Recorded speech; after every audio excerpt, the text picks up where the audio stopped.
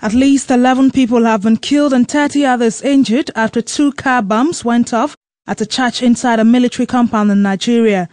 The explosions took place on Sunday at St. Andrew Military Protestant Church in the town of Jaji, situated some 30 kilometers from the country's northern city of Kaduna.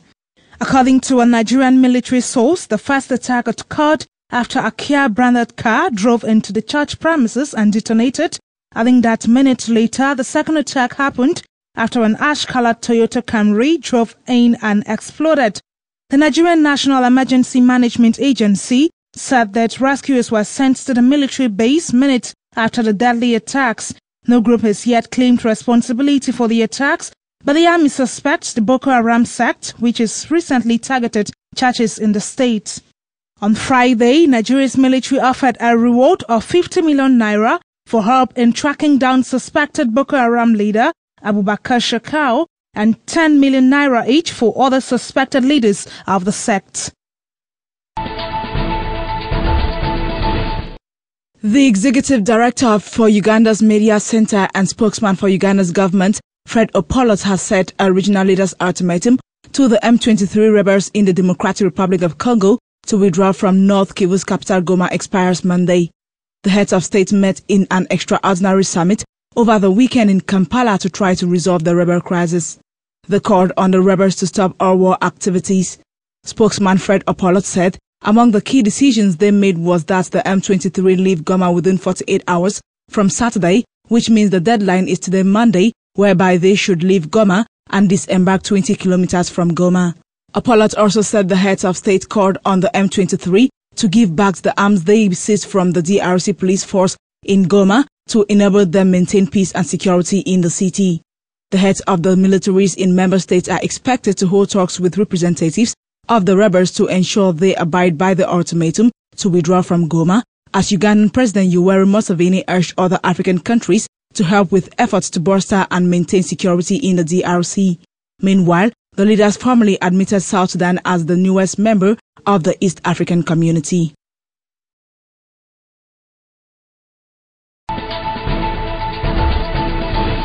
At least 20 people have been killed and several others injured in double bomb attack, which rocked the port city of Kismayo in southern Somalia.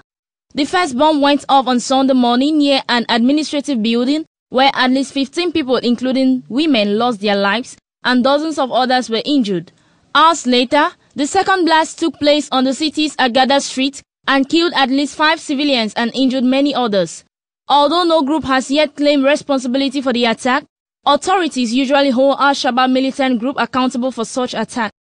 Kismayo is a strategically important city on Somalia's Indian Ocean coast, located some 500 kilometers south of the capital, Mogadishu. Egypt's President Mohamed Morsi is set to meet with the country's senior judges in an effort to defuse tensions that have been triggered by a recent presidential decree. Last Thursday, Morsi issued a constitutional declaration that is widely seen as sweepingly expanding the Egyptian president's power. The decree opens the way for the retrials of officials involved in the clampdown on popular protests that toppled Hosni Mubarak in early 2011. It also bars courts from challenging Morsi's decision. The declaration has been met with an outcry of protest from the Egyptian political elite as well as ordinary people. Egyptian protesters have been camping at Cairo's Tahrir Square since the declaration was made to voice their protests. On Sunday, a 15-year-old Muslim Brotherhood member was killed and 60 other people were injured in an attack on the party's headquarters in the town of Damahar. Morsi's plan to meet with the members of Egypt's Supreme Judicial Council is expected to sow tensions as the judicial authority has hinted at a possible compromise to thwart a further escalation of the situation. Meanwhile, Morsi's supporters and opponents are planning to stage a massive demonstration on Tuesday.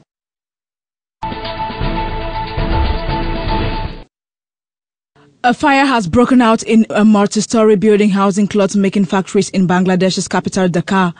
The blaze reportedly started on the 3rd floor of a 12-floor building, but was later contained. There were no reports of any death, and police said they did not know how many people were in the building. The blaze comes 2 days after a fire in another cloth factory outside the capital killed more than 100 people. Thousands of garment workers from the Tazreen fashion factory staged protest on Monday, demanding better protection. They said that many people were trapped after the fire broke out late on Sunday because the building reportedly lacked fire exits. According to reports, it took firefighters nearly 4 hours to bring the fire under control. The cause of the blaze is now being investigated. Fatal fires are common in Bangladesh's large garment manufacturing sector, and clothes accounts for up to 80% of the country's £15 billion annual exports. Voters in the Spanish region of Catalonia have given their backing to nationalist parties, but have punished the regional president who called it an early elections. The governing centre-right CIU, led by Catalan President Artur Mas, remains the largest party, winning 50 seats out of 135, down from 62 last time. The left-wing separatist ERC party came second with 21 seats. Both parties want to hold a referendum on independence from Spain. Mas called early elections after a founding role with the central government in Madrid. It has accused him of trying to exploit the economic crisis, saying Catalan nationalists were looking for excuses after nearly running out of money. Mas says the wealthy and influential northeastern region gets a raw funding deal from the central government. His centre-right Catalan Nationalist Coalition CIU argues a Catalan state will fare better as a member of the EU than a province of Spain.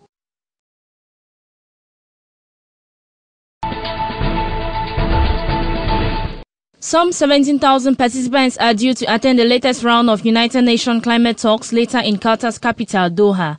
Over the next 2 weeks, they will be negotiating a new global deal on climate, but there are ongoing tensions between rich and poor countries. The choice of venue has surprised many, as oil-rich Qatar has some of the highest per capita emissions of carbon dioxide in the world. A central divisive issue relates to the problem of hot air carbon permits. In Doha, developing nations want to see new money and a new commitment to cutting carbon dioxide by the better off. Negotiators attending the 18th Conference of the Parties of the United Nations Framework Convention on Climate Change have been piecing together a new approach since the failure of talks in Copenhagen in 2009.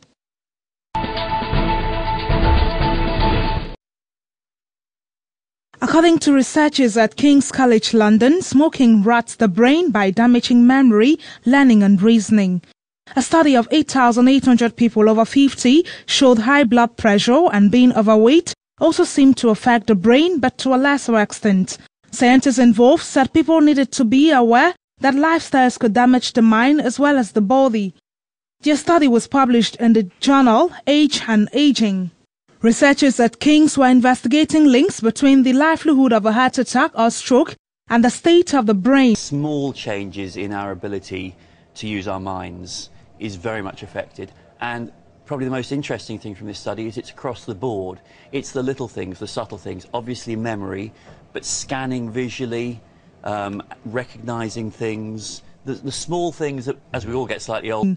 Data about the health and lifestyle of a group of over 50s was collected, and brain tests such as making participants learn new words or name as many animals as they could in a minute were also performed. They were all tested again after 4 and then 8 years. One of the researchers said cognitive decline becomes more common with aging, and for an increasing number of people interferes with daily functioning and well-being.